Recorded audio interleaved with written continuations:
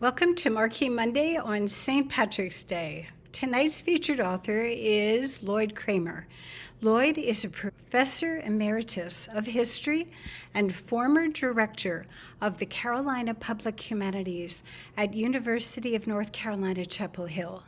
He received his PhD at Cornell University, where he also worked on an editorial project that published Lafayette's letters from the era of the American Revolution.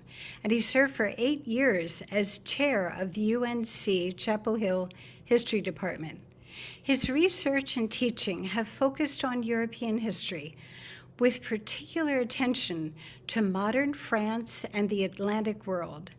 His most recent book, Traveling to Unknown Places, 19th Century Journeys Toward French and American Selfhood, was published last year, September 2024.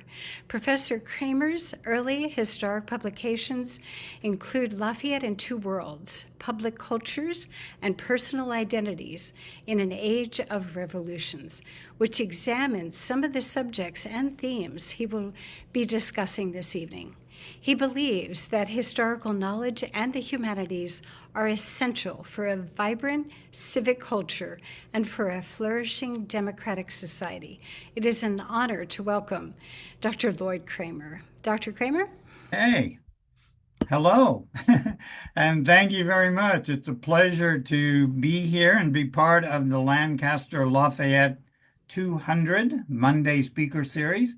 I'm honored to be part of this, and I especially want to thank Kathleen Hood for welcoming me to this and helping this to take place. I'm now going to share my screen because I wanted to use some slides and images to talk about tonight's theme, which is about, especially about Lafayette's relationship with women. So I really appreciate what Lancaster is doing to recognize the importance of this tour and to recognize also the historical importance of Lafayette's life and actions. What I want to do tonight is focus on his commitment to human rights and his support for the constitutional defense of these human rights by looking particularly at his activities in France after the French Revolution, and also especially his support for women. So let me begin by just noting this image. Here is Lafayette with King Louis XVI, an image from the period of the French Revolution, standing next to a large image of the Declaration of the Rights of Man and Citizen. So what I want to stress is that I think Lafayette still matters in 2025, which is why I'm glad that you are celebrating his life and activities in Lancaster. And I think he matters because he insisted that all people have the same basic rights. And he promoted these ideas through his opposition to slavery.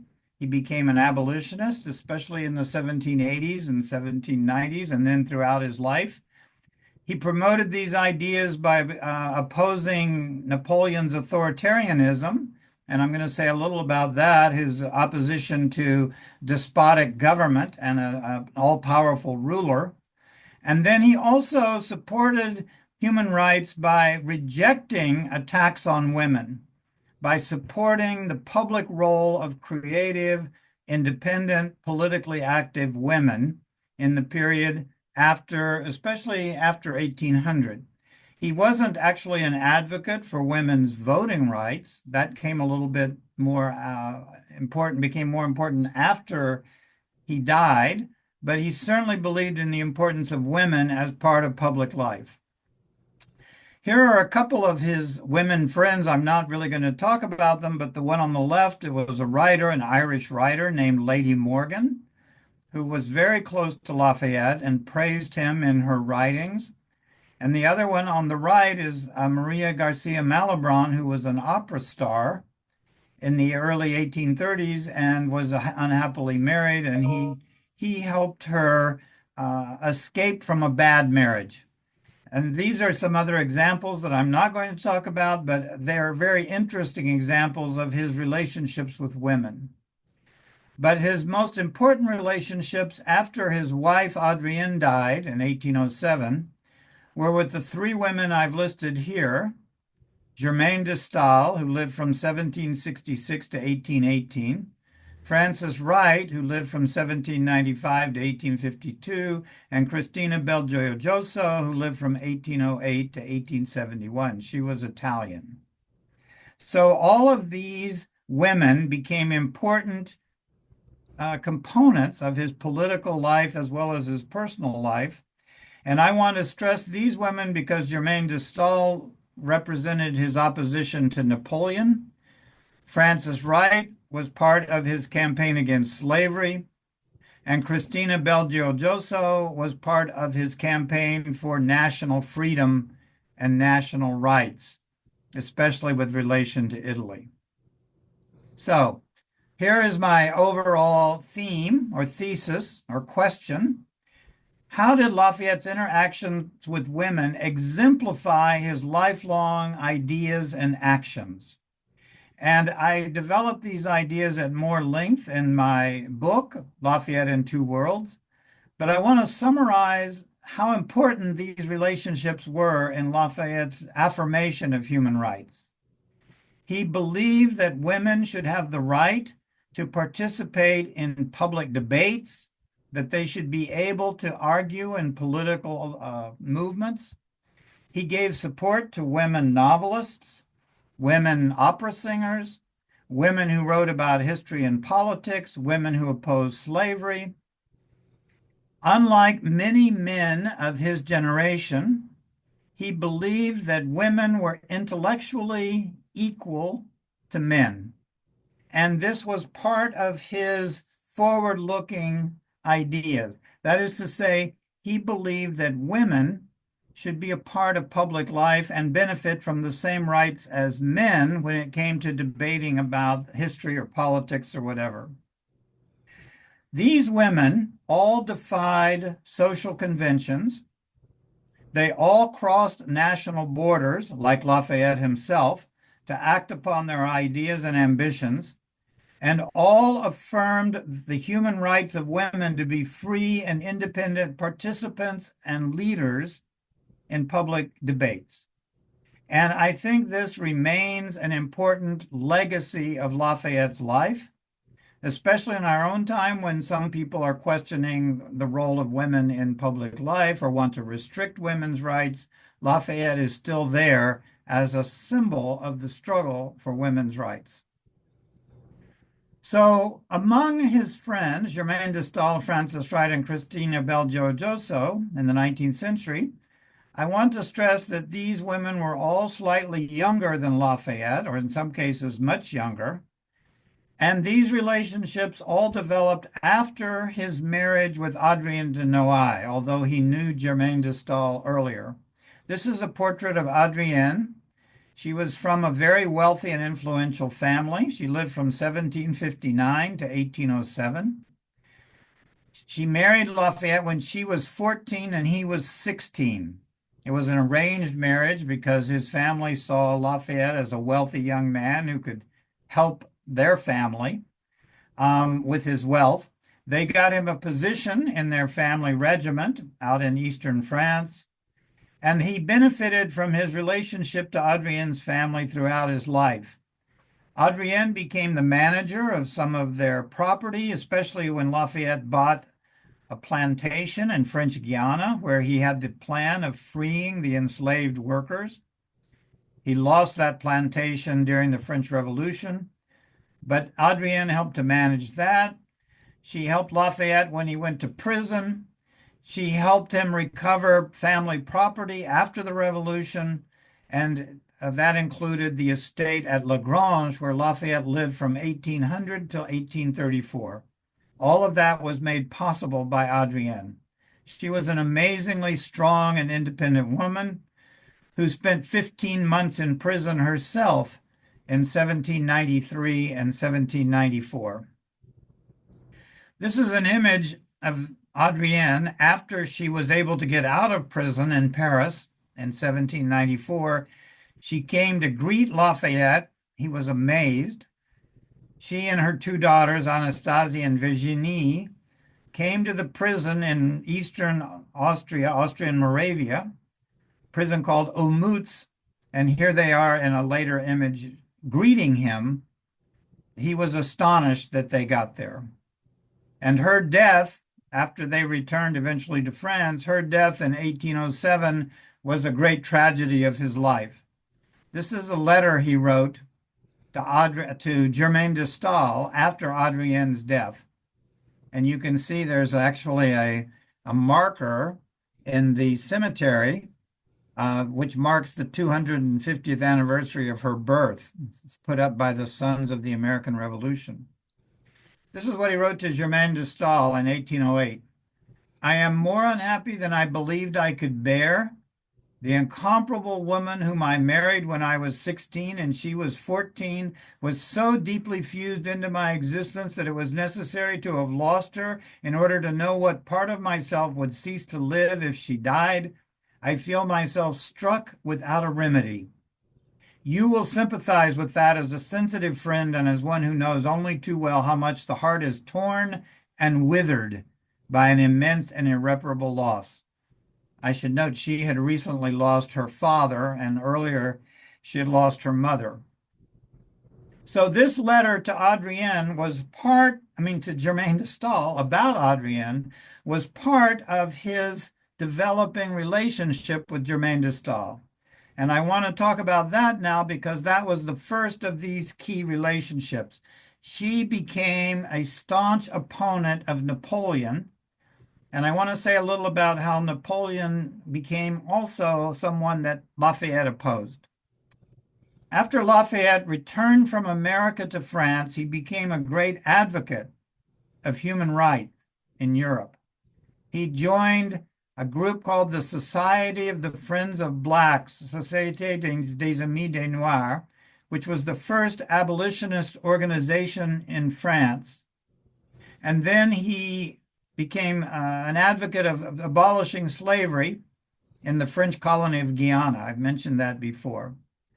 During the Revolution, he introduced the first draft of the Declaration of the Rights of Man and Citizen. But he gradually fell out of favor with both the left wing and the right wing of the French political culture. He was about to be arrested, brought back. He was in the army in 1792. He fled into the Netherlands, where he was arrested by the Austrian army and sent into that prison at Olmütz. He was there for 5 years. The last year and a half or so, he was there with Adrienne. But he was finally released in September of 1797 because of an agreement that Napoleon worked out with the Austrian government and a treaty called the Treaty of Campo Formio. And this enabled Lafayette eventually to return to France. But gradually, Lafayette had a complete falling out with Napoleon because Lafayette believed in human rights and in constitutional laws, and he rejected authoritarianism. And he rejected the idea of an emperor serving for life. And you can see I put up two images here. This is Jacques-Louis David's famous painting of Napoleon crowning himself Emperor of France at Notre Dame with all of the pomp and all of the wealth of the elite. And here is Lafayette at his little house out at Lagrange, walking with his dog and his daughter and his granddaughter. And I think it captures the difference between the emperor and the liberal farmer on his farm. So Lafayette became a critic of Napoleon.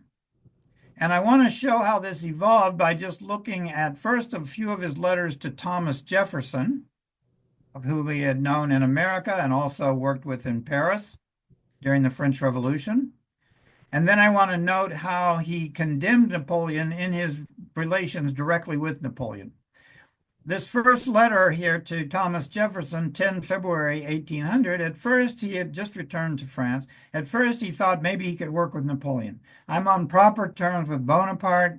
I hope he may consecrate his glory by the final establishment of freedom. But of course, That didn't happen. And then he wrote a year and a half later, the rights of men have become in the old world quite unfashionable. Human rights are disappearing. And then 3 years later, in 1804, after Napoleon had declared himself consul for life and emperor, he says, I waited to give him my vote until public liberty was sufficiently warranted. But the letter I sent Napoleon, I'm going to cite that letter in just a minute, has put an end to my communications with him. In the imperial business, I refrained from voting in the plebiscite of June 1804. Napoleon had a plebiscite to become emperor. You see, as I once told him, I'm willing to be prudent, but not to be an apostate. I was sensible of conferred and offered obligations. After all, Napoleon helped him get out of prison. But to an absolute government, I could not be a friend. I feel an almost insurmountable disgust, and I hope I may still quietly remain in my rural independence. He would never compromise with Bonaparte after this period. Two more quick examples of his opposition to Bonaparte. He was offered a chance to be a senator in a new Senate that Napoleon was organizing. He said no. Then he was offered a position to be the French ambassador to America, and again he said no. And this is what Lafayette wrote in his memoir. I might have voluntarily taken the position of senator that was offered to me if the regime had been more open to the principles of liberty and the interests of my country, but I did not want to offer tacit support to current government policies through my cooperation. I was careful to tell everyone without claiming any superior merit that I was in a unique situation as a kind of beacon of liberty. My silent retirement was as far as I could go in my deference. Though if Bonaparte had wanted to serve liberty, I would have been devoted to him, but I was not able to approve of an arbitrary government or to associate myself with it. See, he just would not join the Napoleonic government. And this is a note that he wrote to Napoleon himself in 1802. He says, it is impossible that you would want such a great revolution, the French Revolution, with so many victories, so much blood, so much grief, so many prodigious events to lead finally to an arbitrary political regime. The French people have learned too much about their rights to forget them or to lose their desire to regain them. And then he says, you could have reestablished liberty. But my support depends on principles, on commitments, and on actions I have supported throughout my entire life. To give you my voice of support, your power must be based on our nation's worthy foundations as well as your own. In other words, you are violating France's values. And then Lafayette wrote in his memoir, this letter brought no response. After that time, I had no more visits with Napoleon nor asked for more meetings. People have often blamed this rupture entirely on me, but his determination and his character left me with no hopes for being useful. The more he advanced in his catastrophic conduct, the more this rupture became inevitable, and anyway, I was able to see or predict the total rush into servitude that Tacitus had described. The creed of liberty should be preserved unequivocally and without condescension. I think this whole story of his resistance to Napoleon is one of the most remarkable aspects of his career and why he seems particularly important in our own time. But it was also part of his relationship with Germaine de Staël. This is Germaine de Staël. She was the daughter of two very famous leaders of elite French society in the 1780s, Suzanne and Jacques Necker. Jacques Necker was originally Swiss. He was a banker. She became a writer. She married a man named the Baron de Staël. That's how she got that name. But she pretty much lived separately from him. She wrote novels on culture and history. She wrote this famous novel, Delphine. She wrote another novel on Corinne. She wrote a history book on the principal events of the French Revolution that was published the year after her death. But after she wrote Delphine, Napoleon interpreted this as a critique of him. He banned all her books. He banished her from France and sent her into exile in Switzerland. And Napoleon was so hostile to her that he would never allow her to return to France. And Lafayette supported her because he saw her as a symbol, as a leader of the opposition to Napoleon. And she became one of Lafayette's most loyal friends and admirers. I want to share two quotes from Germain de Staël. This is an image, of course, of Napoleon in his regal imperial clothing. The first is a letter she wrote to him after he was coming near the time he was going to be released from prison.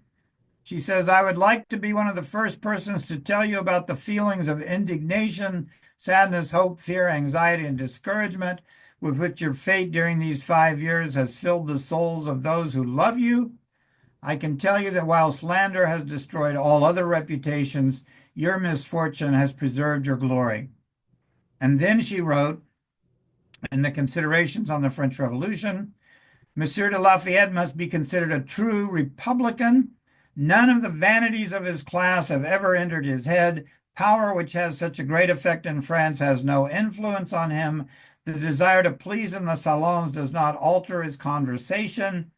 He has sacrificed his entire fortune to his opinions with the most generous indifference. In the prisons of Olmutz, as at the pinnacle of influence, he has been equally unshakable in his attachment to the same principles.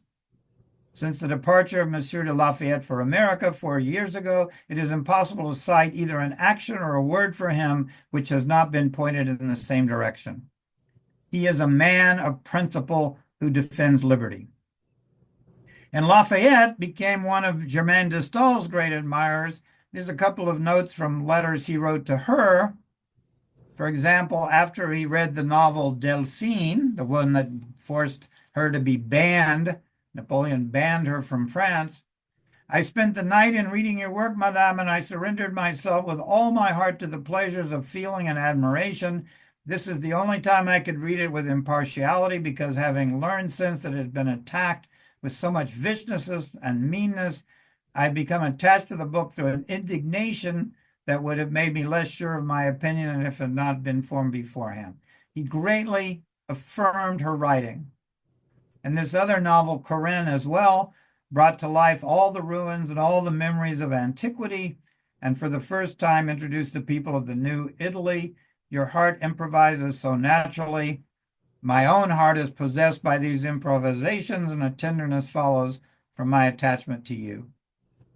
So this relationship was built on their shared opposition to Napoleon. But then, after Germain de Staël died in 1817, about 4 or 5 years later, he met this woman, Frances Wright, who lived from 1795 to 1852. She was actually born on Lafayette's birthday, September the 6th, 1795. She was 38 years younger than Lafayette. She lost both her parents as a child. She traveled to America with some family money when she was still just a teenager, or around 20, I suppose, 21, 22.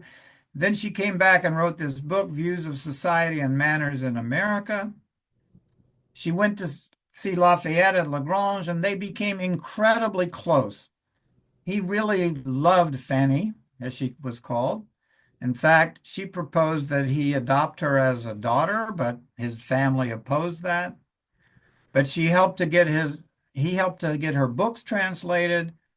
And then when he went to America on the tour in 1824, he arranged for her to travel to America because he couldn't bear to be separated from her.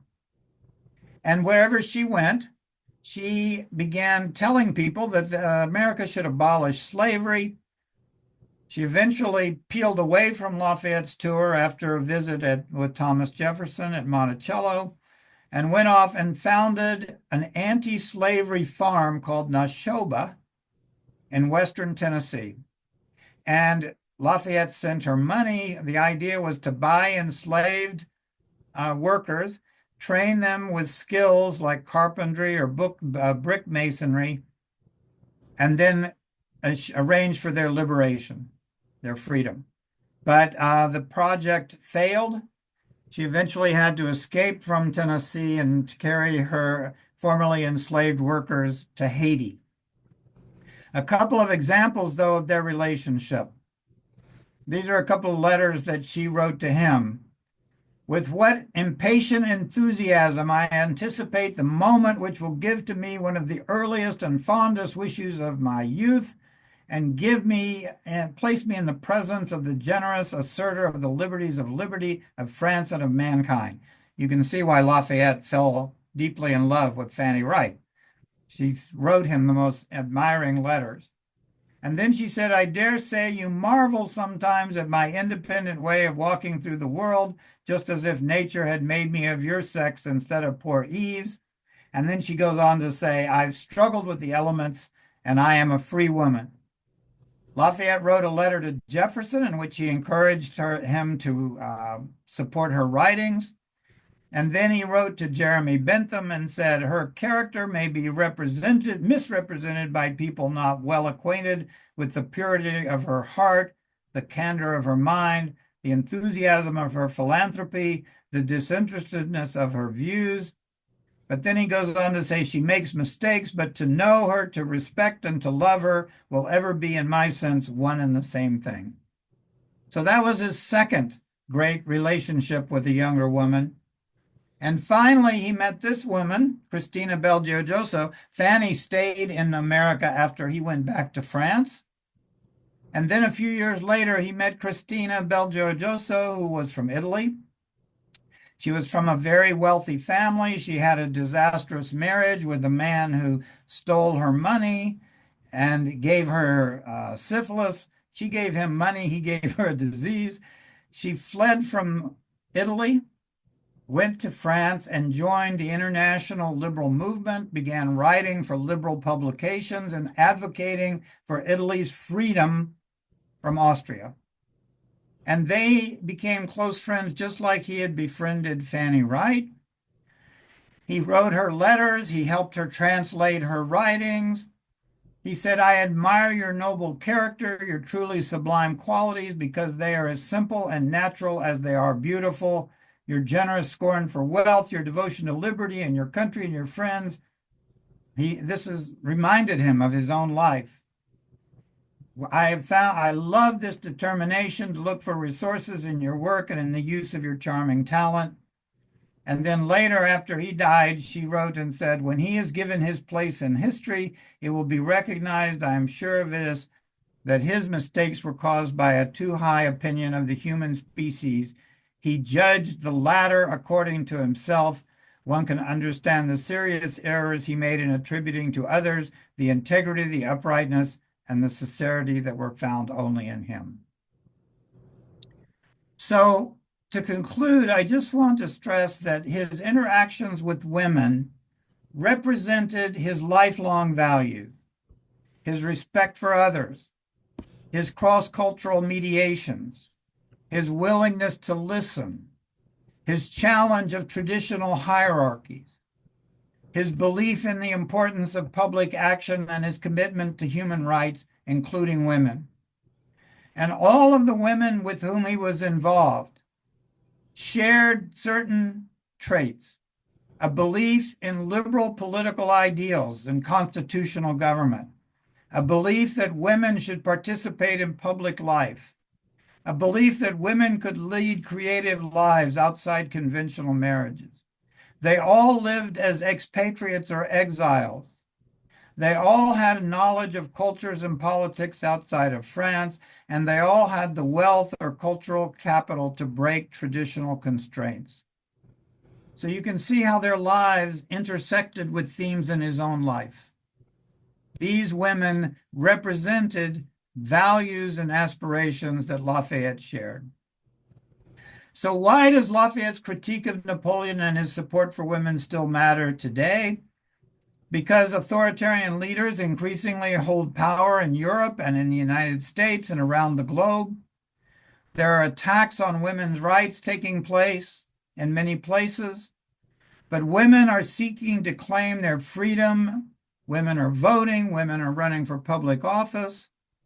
And so our dialogue with Lafayette in 2025 is also a dialogue with the belief in democracy, in human rights, and in women's rights, and therefore understanding Lafayette's relationship with strong, independent, creative women is part of the way in which we can understand Lafayette's enduring legacy. And I should mention, I develop all of these themes in this book, which is called Lafayette in Two Worlds, which is available from the University of North Carolina Press. Okay, I'm going to stop there and come back to any general conversation that we may want to develop at this point. I'm happy to answer questions about these relationships or about any part of Lafayette's ideas or whatever. Joining us for the Q&A session is DAR Region, Deborah Thompson. Welcome, Debbie. Thanks for joining us. Well, it's a pleasure to be here this evening. Suzanne has asked, where do you theorize Lafayette's ideas of human rights sprang from? An enlightened university, family values, contemporary relationships? So that is a great question. I think Lafayette had some sense about the importance of independent political action before he went to America, but it was really his involvement in the American Revolution where he learned the meaning of human rights. He met people who had been involved in writing the Declaration of Independence. He became convinced in America that human rights should be the basis of political institutions and constitutional government. So I really think it was his American experience more than anything else because he never went to a university. He never had other experiences beyond that. All right. Robert is asking tonight, was there any negative consequences of his vocal opposition to Napoleon? Threats of exile, detention, fines? So there were threats that he might be exiled. In that one quote to Jefferson, he said, "I hope I don't get sent out of the country," because he saw what happened to Germain de Stael. He was not punished in that way, but his son, George Washington Lafayette, was never able to advance in the army because Napoleon punished Lafayette by preventing his son from rising in the ranks of the army. He was in the French army. And also one of Lafayette's son-in-laws was in the army, and he also was blocked from promotion. But Lafayette himself, he stayed in isolation, writing letters. He survived. Okay. Joan is asking, what is Delphine about? So Delphine is a story about an independent woman, and I have to say I have not read the book myself. I'm more familiar with Corinne, which is about a woman who goes to Italy. But Delphine tells the story of a woman finding her own path in the world and challenging conventions and traditions. And Napoleon saw it as a critique of his own hierarchical power and authority. But I have not read the book in detail. Okay. Robert's asking, can you in detail on a specific text of Delphine that Napoleon found objectionable? Was this due to criticism of authoritarian rule or another reason? He interpreted it as a critique of his authoritarianism. I don't know the specific passage. I should get the book out and read the whole book. Maybe we should all read the book. But whatever he took it as a critique of his own power, as a ridicule of his power, as a challenge to his own hierarchical authority.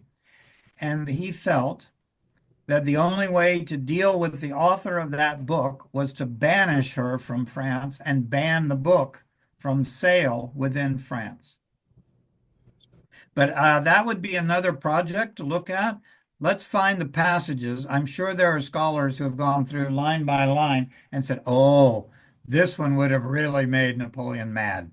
Okay. So somehow he actually read the book or somebody read it to him, or they said, look at what she's saying about authorities like you. Okay. Dr. Kramer, what inspired your interest in writing a book about the Marquis de Lafayette? So long ago, when I was in graduate school at Cornell University, this was in the later 1970s. That's how long I've been. I have a long-term relationship with Lafayette, I guess you could say. They were editing the papers of Lafayette, the letters of Lafayette. A man named Stanley Atzerda was editing a 6-volume collection. And I was asked to become one of the editors because someone else was injured in an accident. And I began reading his letters. And, you learn a lot about someone if you read what people wrote to him and what he wrote to others. And I became interested in how historians of that period were not taking him seriously. That is, of the time when I was in the 1970s, 1980s. And I felt like he was actually a pivotal figure in the American Revolution, in the French Revolution, in the development of ideas about human rights, later in the Revolution of 1830, in the Polish struggle for independence. All of these aspects of his life seemed to me to require more attention. So I started writing a series of essays, and those essays became the book that I ultimately published. Okay. Suzanne has sent another message. Was there ever any chance that Lafayette would choose to emigrate to the United States? So that's a very interesting question. Thomas Jefferson actually invited him to come to America after the Louisiana Purchase in 1803. And he said that he would give him land so he could leave the Napoleonic France.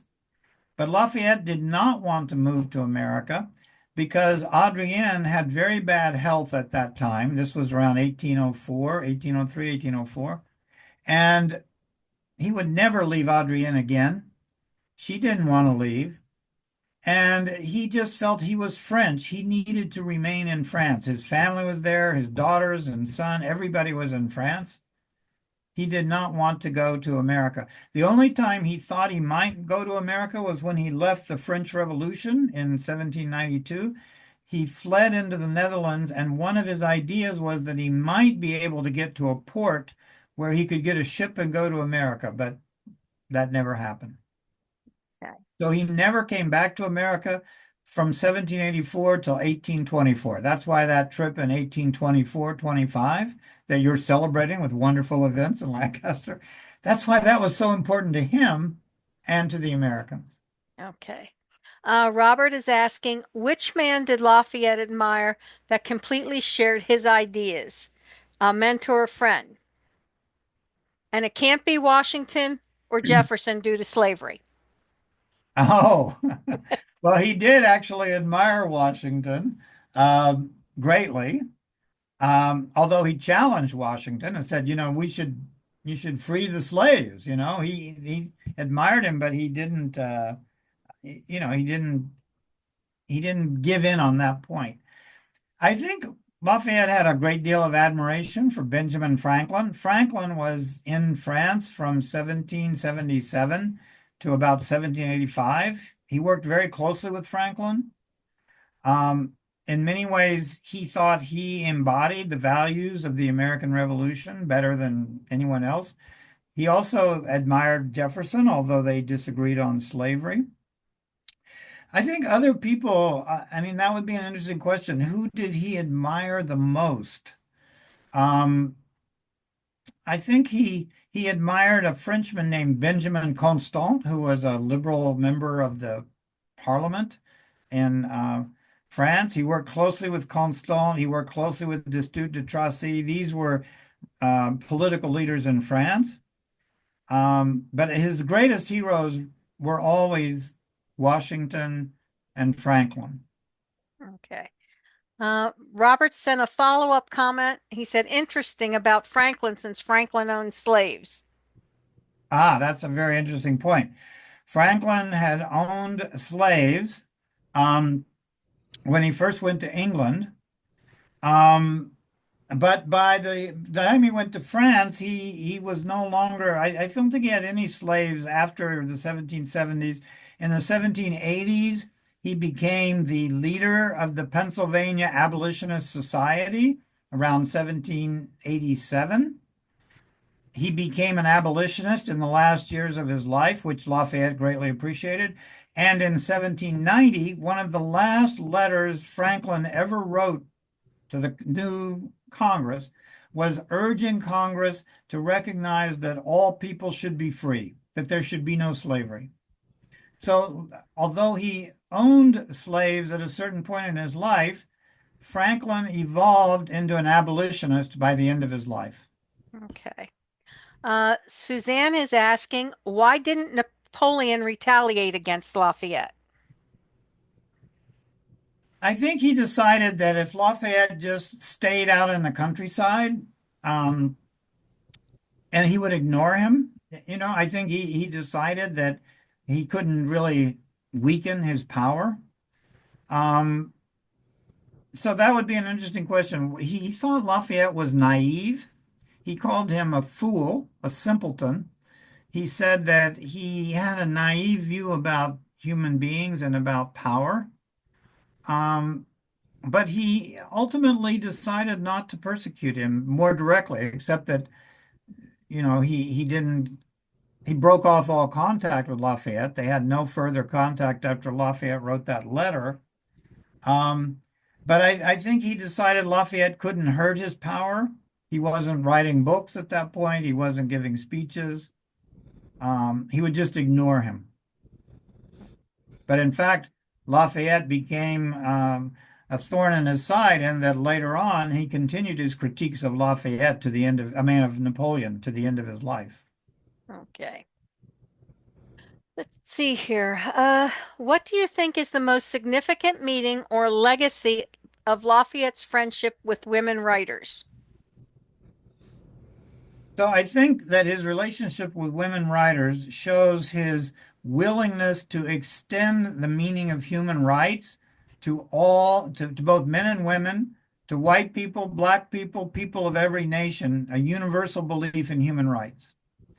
And I think in this respect, although I noted he didn't actually advocate for women's right to vote explicitly, he advocated women's right to divorce. He advocated women's right to publish and to participate in public life and to be equal to men. I think the legacy of that commitment to women tells us about Lafayette's deepest commitment to enduring values of human rights and respect for people of all backgrounds, all genders, all races. And that's why I think Lafayette remains an important figure for us in the 21st century. He was ahead of his time. Very much so. Okay, in closing, what closing message would you like to send to our listeners about Le Marquis de Lafayette? So I think I would want to say that he is a person who shows what courage looks like. Courage, not only in battle, he was in the American Revolution, he was wounded at Brandywine, he was courageous. But he was courageous in that he spoke up when he thought there was an injustice, when there was something unfair, when there was an authoritarian regime, when he thought people's rights were being violated. He helped Polish immigrants who came to France after 1830. He helped women. He advocated for the abolition of slavery. And all of this required courage. And I think it's hard for us to appreciate how challenging it was for him to say the things he said. And for me, that is an inspiration not to abandon what I believe in, to have courage and to participate in public life and in friendships with people from different backgrounds. Okay. Well, thank you. That was quite informative this evening. We really enjoyed your talk. Kathleen? Thanks so much, Thank Debbie. you. Lloyd, what an insightful and exceptional presentation. We thank you so much for sharing your unique perspective on the Marquis de Lafayette. Please know that tonight's program has been recorded and will be available for later viewing on our YouTube channel, Lafayette 200 Marquis Mondays. We have enjoyed hosting thoroughly Lloyd Kramer, Debbie, and all of you this evening, and invite you to attend our next Marquis Monday, which takes place on Monday, April 7th, with author Celine Castrovilla, author of Revolutionary Friends, George Washington, and the Marquis de Lafayette. Until then, may the luck of the Irish and French be with you always. Bonsoir. Good night, everyone. Bonsoir et merci beaucoup. I really enjoyed seeing you. Thank you. Bye-bye.